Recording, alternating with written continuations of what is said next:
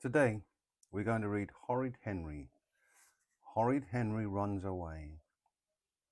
If you enjoyed this story, please remember to like and subscribe. Horrid Henry Runs Away. Horrid Henry was not having a good day. His younger brother, Perfect Peter, had grabbed the hammock first and wouldn't get out. Then Mom had ordered him to tidy his room just when he was watching Rapper Zapper on TV. And now Dad was yelling at him. "What's the meaning of this letter, Henry?" shouted Dad. "What letter?" snapped Henry. He was sick and tired of being nagged at. "You know perfectly well what letter," said Mum. "The letter from Miss Battleaxe, the third this week." "Oh, that letter." Dear Henry's parents, I'm sorry to tell you that today Henry poked William, tripped Linda, shoved Dave, pinched Andrew, made rude noises, chewed gum, and would not stop talking in class. Yours sincerely, Boudicca Battleaxe. Henry scowled. "Can I help it if I have to burp?" "And what about all the children you hurt?" said Dad. "I hardly touched William. Linda got in my way, and Dave and Andrew annoyed me," said Henry. "What's the big fuss over nothing?" "Right," said Dad. "I'm very disappointed in you. No TV, no comics, and no sweets for a week." "A week?" screamed Henry. "For giving someone a little tap? It's not fair." "What about my letter?" said Peter. Dear Peter's parents, I'm delighted to tell you that today Peter helped Gordon, shared with Sam, volunteered to clean the paintbrushes, picked up the balls in PE, and tidied the classroom without being asked. Well done, Peter. He's in the Good as Gold book for the third time this month. A school record. Yours sincerely, Linda Lovely.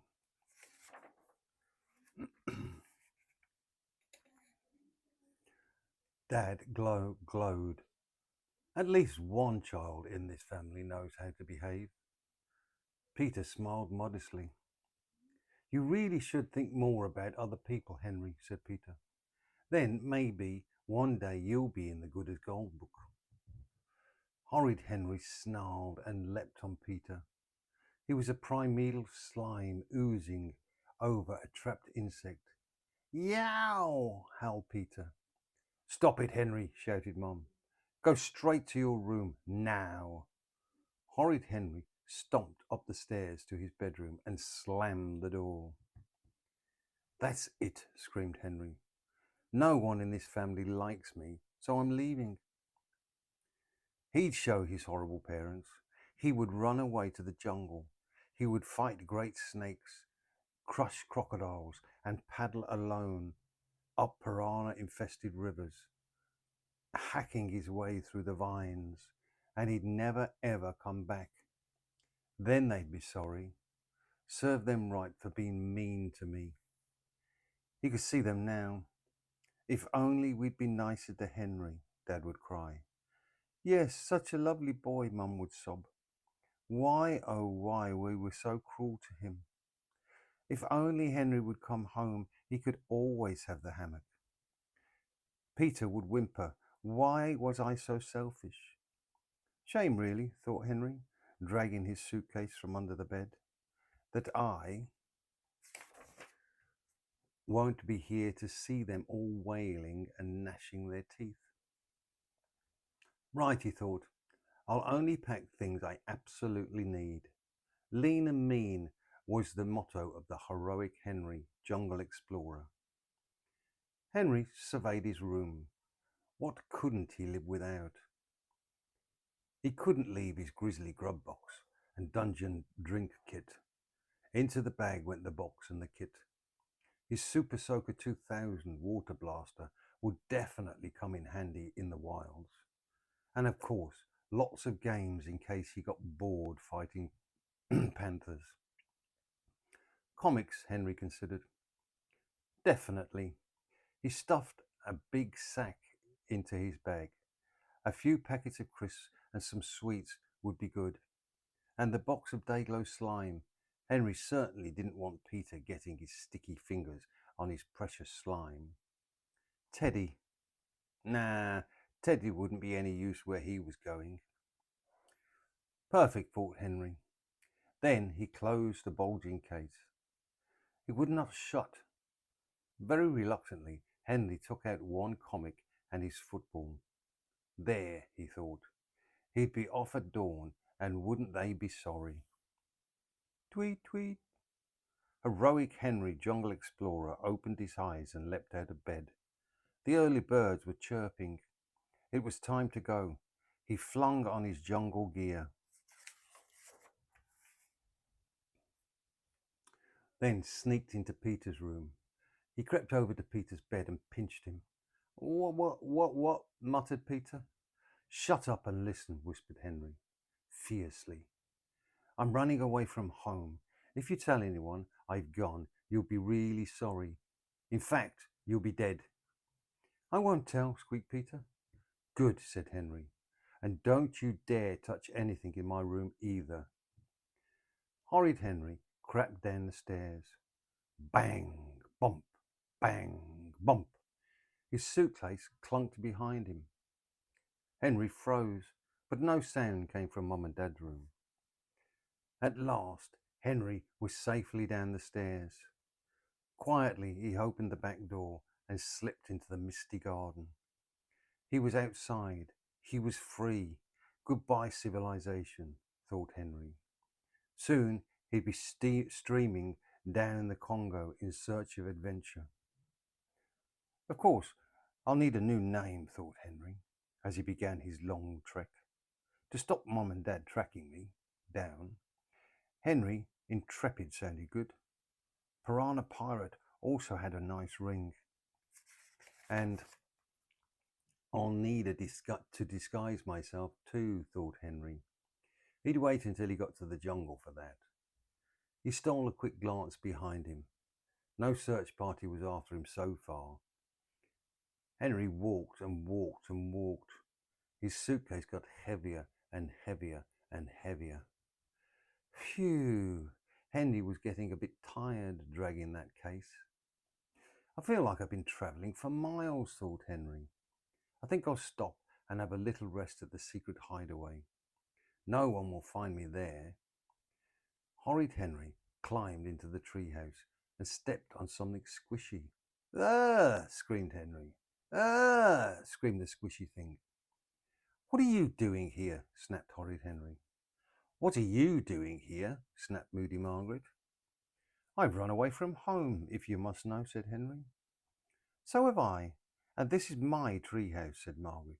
Go away. I can sit here if I want to, said Henry, sitting down on Margaret's sleeping bag. Ouch! Get off my leg, said Margaret, pushing him off. And don't think for a minute I'll let you come with me, said Henry. You can't come with me either, said Margaret. So where are you going? The Congo, said Henry. He didn't know for sure exactly where that was, but he'd find it. Yuck, said Margaret. Who'd want to go there? I'm going somewhere much better. Where, Smarty Pants? Asked Henry. He eyed Margaret's rather plentiful stash of biscuits. Susan's house, said Margaret. Henry snorted. Susan's house? That's not running away. It is too, said Margaret. Tisn't, tis, tisn't, tis. And I slept here all night, said Margaret. Where did you sleep? Henry eyed the distance between himself and Margaret's biscuits. Whistling nonchalantly, Henry stared in the opposite direction. Then, quick as a flash, snatch! Henry grabbed a handful of biscuits and stuffed them in his mouth. Hey, that's my running away food, said Margaret. Not any more, said Henry, sniggering. Right, said Margaret. She grabbed his case and opened it. Then she hooted with laughter. That's all the food you brought? she sneered. I'd like to see you get to the jungle with that. And all those comics. I bet you didn't even bring a map. Oh, yeah, said Henry. What did you bring? Margaret opened her suitcase. Henry snorted with laughter.